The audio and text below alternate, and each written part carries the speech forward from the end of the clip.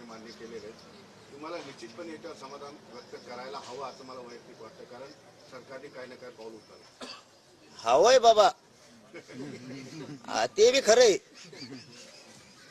पण त्यांनी एकदा निकष सांगितलं म्हणजे आमच्या डोक्याचा ताण गेला. कारण यांचं लय किचकट असतं, तुरट्या चेन व्हायबल चेन, मग आम्हाला नाही कळत.